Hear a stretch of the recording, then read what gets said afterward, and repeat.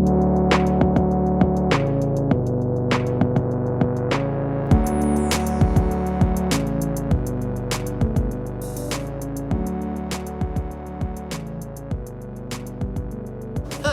name is Joe Kerr. Today, I'll take you on a tour of the JNW Outpost area where we'll see a whole bunch of cool foundations, a cemetery, a mill, a well, and so much more history about the property camp that not many people know about.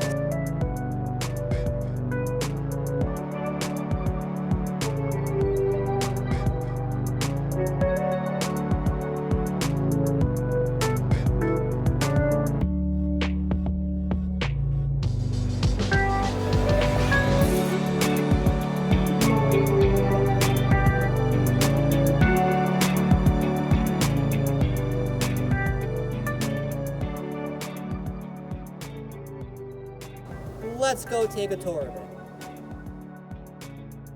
Here we are inside of the 16th century house foundation with beautiful center chimney structure, one of the most intact center chimney structures here on the property. We also see inside a cold storage unit for this house, which is very impressive, and it's a pretty good size too. And what's interesting about this foundation here is all of the trees and the vegetation that live and grow inside this foundation, showing that it has not been in use for quite some time compared to the other house foundation we will see later on. Now, what's interesting about this house foundation is during an archaeological excavation that we did in 2016, we found a horseshoe, a bunch of square cut nails, and a whole lot of dirt, which is pretty exciting for the young scouts that were able to participate and be active in that archaeological excavation.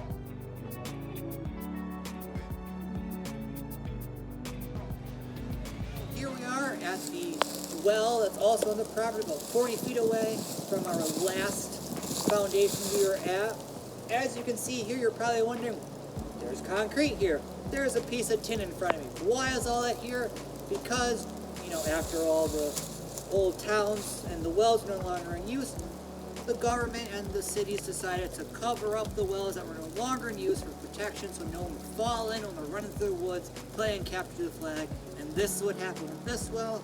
We capped it with our concrete barrier and put a removable cover on it for protection purposes as well. And the same stone that was most likely used for this was also used for the house foundation. Tom? Yeah, it looks like it was a hand-dug well.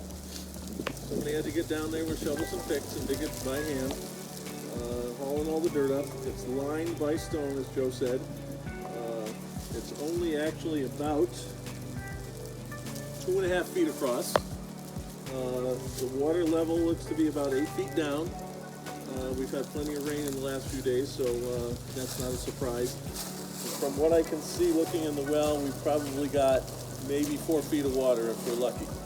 So it's not a really deep well, but it's enough for what the people needed for their house.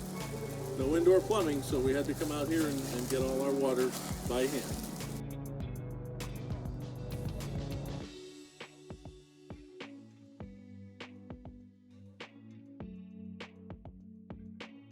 Here we are, right at one of 3 cold storage buildings in our site here. This one is most popular and favorite of mine because during our excavation we found over 20 square cut nails here, which, let's be honest, after probably the first 5, we were like, all right, here's another nail, and another nail, and another nail. But it was still an exciting time to be had by everyone taking part in the excavation.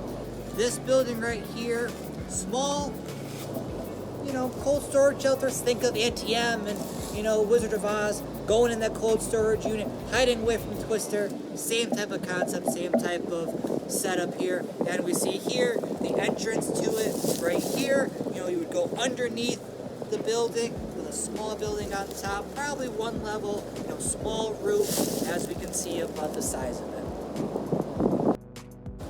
Here we are at the Whipple Cemetery. so named for the house foundation that we've already looked at back over here. A gentleman named Joseph Whipple at the time owned this farm. This was where a lot of his family are buried. We know there are 9 people buried here in this cemetery. There are a couple of headstones, and there are a couple of flush stones, stones flush to the ground in the cemetery.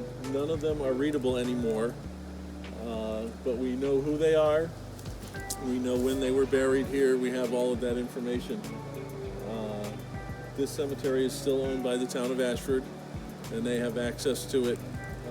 And we, as a Friends of Webster organization, will be taking care of it and cleaning it up and keeping it mown, and maybe even get some of the stones replaced.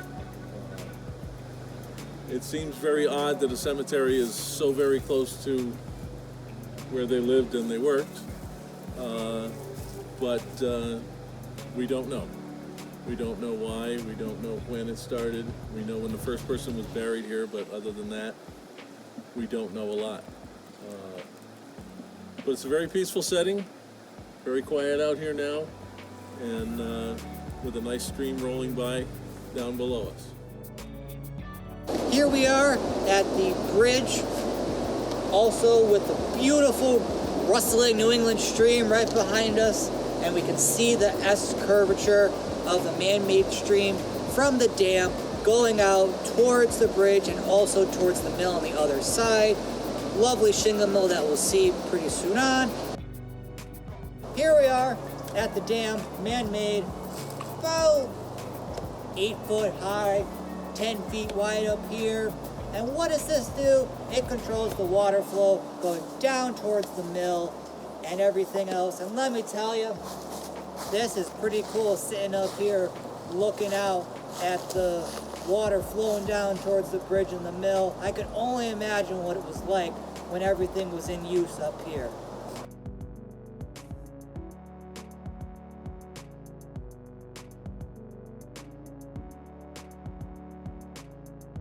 Here we are at the single mill at this lovely, beautiful day when the water is rushing down as it would if the mill was still in use today. Beautiful water wheel cut out right here with the natural slate rock. Absolutely wonderful features that the people were using to use what they had for their resources and make this mill what it was, make all these shingles. I just can't get over how wonderful and exciting seeing this water rush down is, as if this water was still here right in front of me.